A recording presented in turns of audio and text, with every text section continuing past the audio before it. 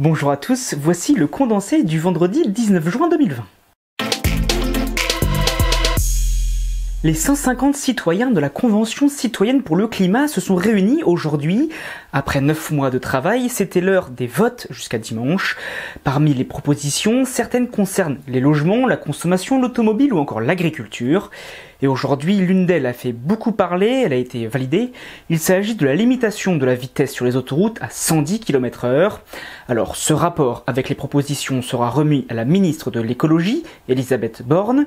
Puis Emmanuel Macron devrait informer le 29 juin de la suite du calendrier. Après avoir peut-être un référendum, le dernier daté de 2005. La dette publique française s'alourdit.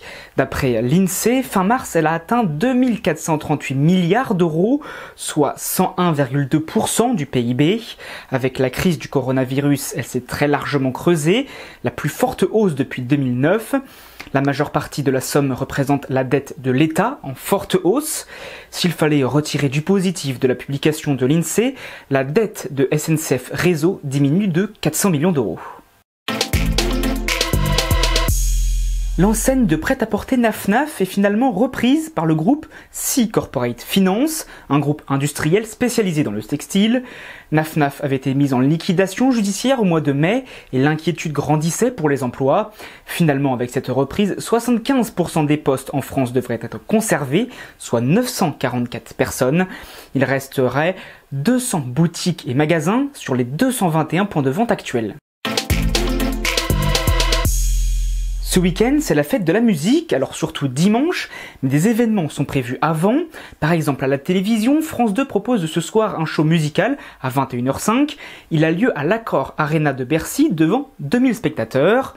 Alors aussi, des concerts virtuels sont prévus par les artistes tout le long du week-end. Et pour ceux qui veulent aller dans les rues faire la fête, c'est tout à fait possible. Il faut respecter les règles de distanciation sociale et sanitaire. L'Olympique de Marseille va devoir payer une amende de 3 millions d'euros. La décision a été annoncée par l'UEFA pour violation du fair-play financier. Le club phocéen devra aussi verser 15% des recettes sur la Coupe d'Europe. Mais le club peut être soulagé car ils joueront bel et bien la compétition l'année prochaine et l'année d'après. Et également, le CNOSF a débouté Le Mans FC qui demandait son maintien en Ligue 2. De moins en moins de recours sont possibles, les Sang et Or se rapprochent vraisemblablement de la nationale pour la saison prochaine. C'est la fin du condensé pour aujourd'hui, n'hésitez pas à réagir, à commenter et à partager sur les réseaux sociaux. On se retrouve maintenant lundi pour un nouveau condensé de l'actualité.